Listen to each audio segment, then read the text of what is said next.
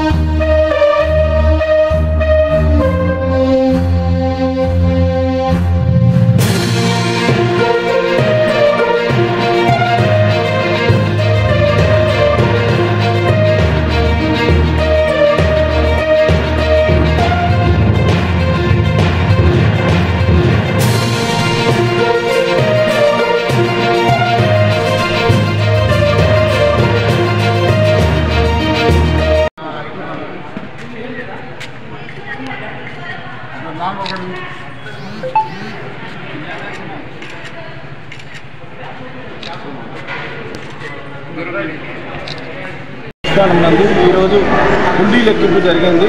శివరాత్రి జాతరను పురస్కరించుకొని హుండీ లెక్కింపు జరపగా మనకు 16 రోజులకు కలిపి గత నెల 13వ తారీఖు హుండీ లెక్కింపు చేయడం అయింది.